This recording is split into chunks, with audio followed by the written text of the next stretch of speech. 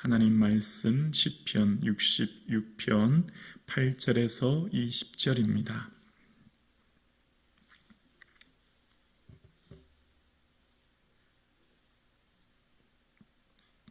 함께 하나님 말씀을 고백드리겠습니다. 만민들아 우리 하나님을 송축하며 그의 찬양 소리를 들리게 할지어다. 그는 우리 영혼을 살려두시고 우리의 실족함을 허락하지 아니하시는 주시로다. 하나님이여 주께서 우리를 시험하시되 우리를 단련하시기를 은을 단련함 같이 하셨으며 우리를 끌어 그물에 걸리게 하시며 어려운 짐을 우리 허리에 메어 두셨으며 사람들이 우리 머리를 타고 가게 하셨나이다. 우리가 불과 물을 통과하였더니 주께서 우리를 끌어내사 풍부한 곳에 들으셨나이다. 내가 번제물을 가지고 주의 집에 들어가서 나의 소원을 주께 갚으리니 이는 내 입술이 낸 것이요 내 환난 때에 내 입이 말한 것이니이다. 내가 순양의 헌기와 함께 살찐 것으로 주께 번제를 드리며 수소와 염소를 드리리이다. 하나님을 두려워하는 너희들아 다 와서 들으라. 하나님이 나의 영혼을 위하여 행하신 일을 내가 선포하리로다. 내가 나의 입으로 그에게 부르짖으며 나의 혀로 높이 찬송하였도다. 내가 나의 마음의 죄악을 품었더라면 주께서 듣지 아니하시리라. 그러나 하나님이 실로 들으셨으며 내 기도 소리에 귀를 기울이셨도다. 하나님을 찬송하리로다. 그가 내 기도를 물리치지 아니하시고 그의 인자하심을 내게서 거두지도 아니하셨도다. 아멘. 하나님께서 행하신 놀라운 일, 즉 기적을 우리는 지난 시간 묵상했습니다. 지난 시간 6절을 통해서 바다를 변하여 육지 되게, 그리고 무리가 걸어서 강을 건넜고 우리가 거기서 주로 말미암아 기뻐했다라고 합니다. 그 현장에 있었음을, 과거에 있었던 한 사건이 아니라 나의 사건으로 고백하는 기적의 믿음을 고백합니다. 우리의 신앙생활에 있어서 두 기둥이 있다면 기적이라고 하는 하나님의 능력과 권능을 경험하는 것이고요. 또 하나는 우리의 삶의 시련이라고 하는 고난의 문제일 거예요. 우리는 하나님의 능력과 은혜를 경험하기도 하지만 또한 우리의 삶은 끊임없는 시련과 어려움이 닥치는 것을 봅니다. 이것을 구약의 시편에서 또 믿음의 선배들이 그렇게 살았다고 이야기하는데요.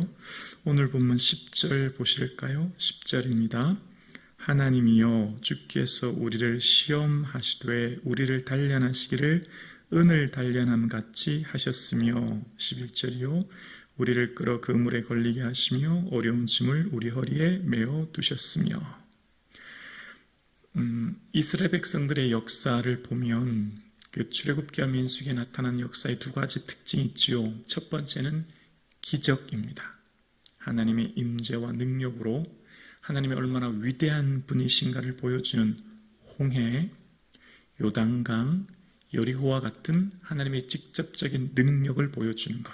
그래서 지난 시간 바다를 변하여 육지 위에 하신 홍해로부터 하나님의 기적을 찬양하고 하나님을 높여드렸습니다. 그것으로만 가득 차 있다면, 그러니까 성경에 하나님의 권능과 능력, 기적으로만 가득 차 있다면 그 성경 말씀만 본다면 오늘 우리는 다 버려진 인생이라고 낙심할 거예요. 왜냐하면 저와 여러분의 삶에는 당장의 기적이 보이지 않을 때가 너무 많거든요. 하나님 내 몸의 병을 치유해 주지 않고, 하나님 내 삶의 기도를 당장 응답해 주지 않고, 하나님 마치 나의 삶에 아무런 응답하지 않은 내버려둔 것 같은 하나님을 발견할 때, 그러면 하나님은 나를 버리셨고 하나님 더 이상 나에게 관심이 없구나 생각하기 쉬운데, 성경에는 기적만을 기록하지 않지요. 이스라엘의 역사 가운데 등장한 또 한 가지가 있죠. 바로 시련이라는 거예요. 우리는 이스라엘 백성들이 광야의 40년 동안 삶을 기억합니다. 모세, 다윗과 같은 위대한 지도자들은 한결같이 광야라는 시간이 있었음을 봅니다. 오늘 본문도 10절을 다시 볼게요. 하나님이여 주께서 우리를 시험하시되 우리를 단련하시기를 은을 단련함 같이 하셨으며 라고 기록합니다. 여러분 어떠세요? 우리가 쉽게 하나님 말씀 이해되지 않는 게 바로 이 부분 같아요. 하나님은 사랑이신데 왜 우리를 시련을 주시나? 왜 우리를 이렇게 단련하시나? 형통한 길, 평안한 길, 아무런 문제만 없는 길로 가면 얼마나 좋을까 생각하는데, 그런데 오늘 본문에 은을 단련함 같이 우리를 단련하셨다라고 이야기합니다. 이스라엘 백성들의 역사 가운데서도 광야의 시간이 있었음을 기억하죠. 이게 우리의 의문점이요, 이게 우리가 참 마음이 불편한 점이고, 여기서 우리 모두는 참 하나님의 사랑에 대해서 다시 한번 의문을 갖게 됩니다. 여러분 어떠세요? 저는 이 말씀을 준비하면서 사랑의 하나님이시라면서요, 긍휼의 하나님이시라면서요, 그 자비의 하나님이시라면서요, 그러면 그 사랑하는 자녀들에게 아버지가 자식에게 좋은 것 주시듯이 시련 없으면 안 되나요? 고난 없으면 안 되나요? 문제 없으면 안 되나요? 이런 의문이 들지 않습니까? 저는 이 부분을 참 많이 생각해요. 하나님 왜 그러시죠? 왜 내 삶에, 우리의 삶에 이런 고난을 주시죠? 라고 하는 의문이요. 네, 여기서 참 쉽지 않은 것은 그 하나님의 그 경륜과 그 섭리와 하나님의 뜻은 단번에 단답형으로 이해되기 어려운 점이 먼저 있다는 거예요. 1 더하기 1은 2다 라고 하는 단순한 논리나 공식이 적용되기 어려운 부분이 이 부분이고요. 그 하나님을 굳이 이제 해석하기 위해서는, 우리의 이성을 통해서 해석하기 위해 깨닫기 위해서는 한계가 있다고 하는 것을 먼저 분명히 말씀드리고요. 고난이란 부분이요. 자, 두 번째, 오늘 시편 기자가 그러면 이것을 어떻게 해석했느냐?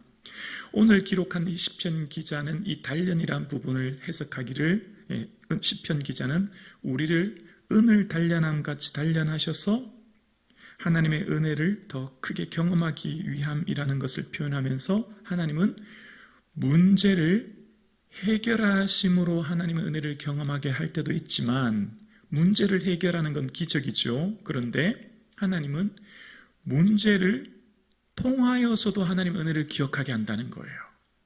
문제 해결을 통한 기적도 하나님의 은혜를 기억하지만, 그 문제 자체를 통하여서도 하나님의 은혜를 기억한다는 거예요.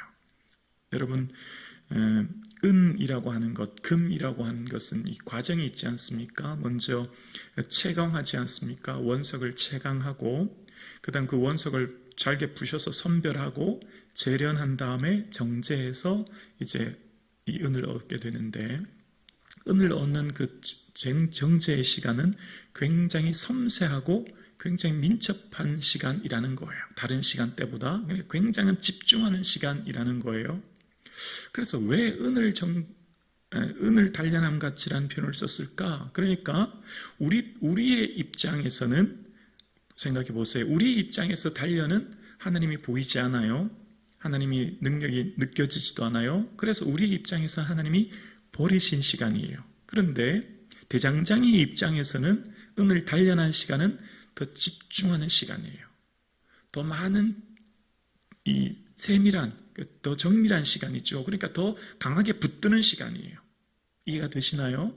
은의 입장에서는 고난이요, 아픔인데, 대장장이 입장에서는 더 집중하고 더 섬세하고 더 고도의 집중력을 요하는 시간이 바로 이 정제의 시간이라는 거예요. 다른 과정보다. 그러니까 하나님이 우리의 삶의 고난, 이스라엘 백성들의 광야의 시간, 믿음의 선배들의 광야의 시간은 하나님이 더 집중하고 더 붙드시는 시간이라고 하는 것을 먼저 생각해야 된다는 거죠.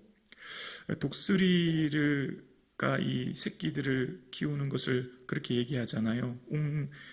이 독수리의 둥지를 만들 때 나뭇가지들을 모아서 만든 다음에 새끼들 키우게, 알을 놓기 전에 그 둥지 안에 깃털로 혹은 풀 같은 걸로 부드럽게 둥지를 만든다고 하잖아요. 그런데 이제 알에서 깨어나온 새끼가 어느 정도 크면, 먹이를 먹고 어느 정도 크고 날개짓을 할 정도 되면 그 안에 부드러운 걸 다 제거한다고 하잖아요. 뭐 깃털이라든지 부드러운 풀 다 빼버린다고 하잖아요. 왜 그럴까요? 따끔따끔하고 아파야 독수리가 그 둥지에 더 이상 주저하지 않고 이제 날아갈 생각을 한다는 표현을 합니다. 이야기를 합니다.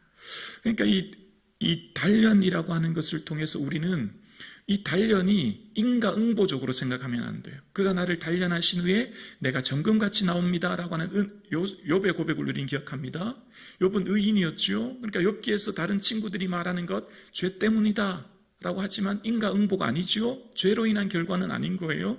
하나님의 또 다른 계획과 하나님의 또 다른 인도하심이 있었다는 것을 욥은 고백하면서 단련하신 후에 정금과 같이 나옵니다라는 고백을 통해서 우리의 삶에 이 고난이라고 하는 문제는 반드시 죄와 연결할 필요는 없다는 거죠.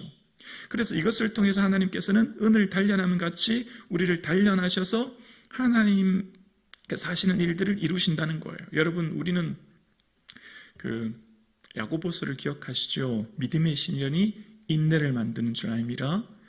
어떻게 해요? 인내를 온전히 이루라고요? 그럼 온전하고 구비하여 조금도 부족함이 없게 하려 함이라. 하나님께서 왜 부족함이 없게 하실까? 뭘 기대하실까? 라고 하는 거예요. 우리는 다 뭐죠? 하나님의 걸작품이에요. 하나님의 걸작품은 우리를 통해 우리 안에 온전한 그리스도의 형상을 만들어 가시고 우리를 통해 온전한 그리스도의 형상을 통해 하나님의 그 뜻과 그 하나님의 영광을 이끄시는 삶이 바로 우리의 삶인 거죠. 그래서 여러분, 당금질이라고 아시죠? 고온에서 크게 가열한 후에 찬물에 넣어서 이렇게 당금질을 반복해서 더 강도 높은 강철, 단순히 철이 아니라 더 강철을 만든다고 하죠. 그러니까 지금 이 시편 기자는 그것을 단련의 시간이라고 생각했고 마치 당금질처럼 더 강하게 되는 시간이라는 표현을 쓰고 있어요. 어떻게 알 수 있냐면 12절 보실까요? 12절 보시면 사람들이 우리 머리를 타고 가게 하셨나이다. 우리가 불과 물을 통과하였더니 라는 표현 나오죠. 불과 물을 통과했다는 거예요. 주께서 우리를 끌어내서 풍부한 곳에 들이셨나이다. 불과 물을 통과하는 이 당금질, 이 단련, 이 시련의 시간을 통해서 이 지금 시편 기자가 경험하고 고백한 것이에요. 그것을 통해서 정말 고통스럽고 그 당금질이 철의 입장에서는 너무나 고통스러운 어려움의 시간이었는데, 근데 하나님께서 그걸 통과하셨더니 그것을 통해 어떻게 하냐면 풍부한 곳으로 들이셨다라는 표현을 쓰고 있어요. 그러니까 그 시련의 시간을 통해서 철의 입장에서는 마치 죽을 것 같고 고통스러운데 대장장의 입장에서는 그 당금질을 통해서 더 강한 이 철을 만들어내는 이 금속의 구조가 바뀌어지는 시간이라고 하지 않아요?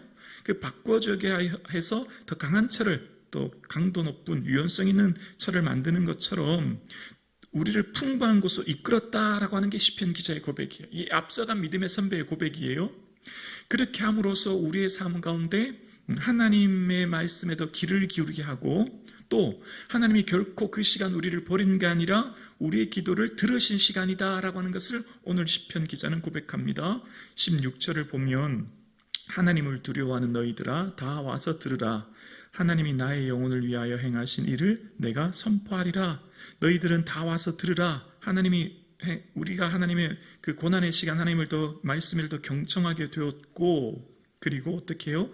그 시간 하나님께서 우리의 기도를 어떻게 하셨냐면 18절에서 20절이에요. 내가 나의 마음에 죄악을 품었더라면 주께서 듣지 아니하시리라. 그러나 하나님이 실로 들으셨으며 내 기도 소리에 귀를 기울이셨도다. 하나님을 찬송하리로다. 그가 내 기도를 물리치지 아니하시고 그의 인자하심을 내게서 거두지도 아니하셨도다. 이건 언제 하는 고백이죠?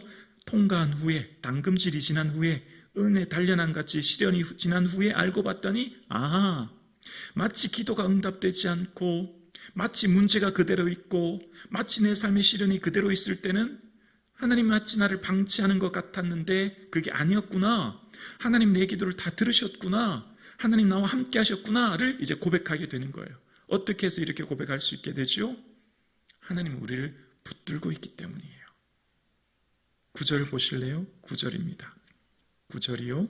그는 우리 영혼을 살려두시고 우리의 실족함을 허락하지 아니하시는 주시로다. 하나님은 우리를 실족하도록 내버려 두지 않는다는 거예요. 고난이 있고 시련이 있어서 때로는 그 시간에 우리가 힘들고 어렵지만 하나님이 그냥 방치하는 시간, 실족하도록 내버려 두는 시간, 실족하도록 허락하지 않는다라는 겁니다. 이게 믿음의 선배들의 고백이요. 오늘 우리는 마치 끝이 보이지 않는 이 광야길을 살아가는 우리의 삶에 주시는 하나님의 말씀이에요. 지금 내가 걸어가는 이 광야와 같은 이 단련의 시간 속에 우리의 마음이 너무 낙심되고 힘이 들어요. 하나님 도대체 왜 이렇게 하시는 거예요? 의문이 들고, 하나님 내 삶에 왜 이런 고난을 주십니까? 불평이 나오고 이 삶 가운데 있을 때 우리가 기억해야 될 게 바로 이 말씀인 거죠. 이스라엘에게는 하나님께서 광야를 통해 가나안 땅을, 그리고 이후에 하나님이 나라를 이루시는 것처럼 하나님께서 허락하신 이 단련의 시간은 방치하는 시간이 아니라 우리 실족함을 허락하지 아니하시는, 하나님이 붙들고 계시는 시간이라고 하는 것을 오늘 본문은 이야기합니다. 함께 예배드리시는 저와 여러분의 삶에 마치 하나님이 나를 단련하시는 이 시간, 광야와 같은 이 시간, 내 마음이 낙심되는 이 시간, 그럼에도 불구하고 하나님은 우리의 실족함을 허락하지 아니하시고 우리를 붙들고 계시고 우리를 풍부한 곳으로 이끌고 계신다고 하는 이 믿음을 가질 수 있는 이 아침 되기를 주님의 이름으로 축원합니다.